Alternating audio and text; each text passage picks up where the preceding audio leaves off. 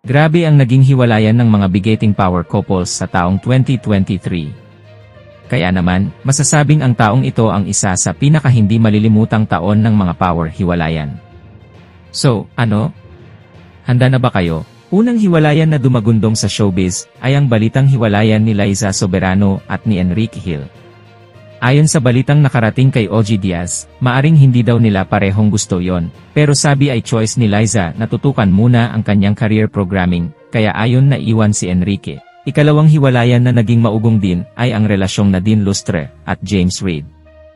Ipinaliwanag ni James na maraming dahilan kung bakit kinailangan nilang tuldukan ang kanilang relasyon. Pero isa raw sa mga ito ay gusto niyang mahanap ang sarili. Sa parte ni Nadine, nanindigan siyang maayos ang hiwalayan nila ni James. Hindi raw matatawaran ang pinagsamahan nilang dalawa. Ikatlong hiwalayan ay ang naging usap-usapan na hiwalayang Rixie Rivero at Andrea Brillantes. Ngunit hiniling ni Rixie sa publiko na igalang ang kanilang desisyon kung isinapribado man ang balitang paghihiwalay. Naging sirkus ang kanilang hiwalayan sapagkat noong una ay inakalang may third party at ito ay ang beauty queen na si Leren Bautista. Ika-4 na hiwalayan. Karugtong naghiwalayang Rixie Rivero at Andrea Brillantes. Napag-alaman na naghiwalay ang power couple na sina Catherine Bernardo at si Daniel Padilla. Ito ay sa dahilang ang senior high star na si Andrea ay naka one-night stand umano ni Daniel at naging sila. Ika-5 hiwalayan. Karugtong ng Rixie Rivero at Andrea Brillantes na hiwalayan pa rin.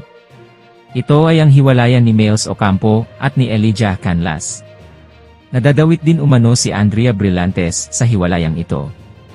Magkasama sa TV series na Senior High sina Elijah at Andrea, at doon di umano naganap ang lahat.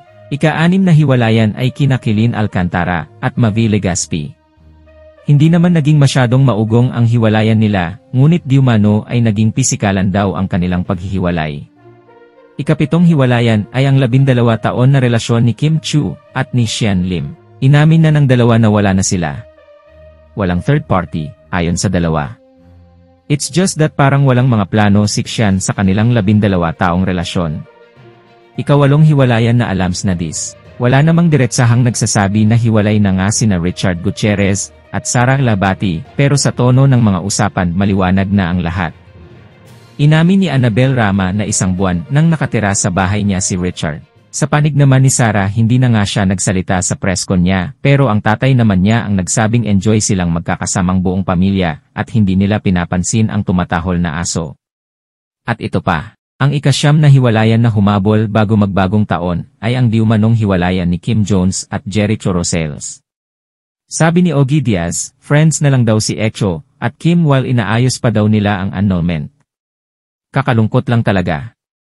Sino sa mga hiwalayang ito ang most affected ka? Sino ang gusto mong magkabalikan?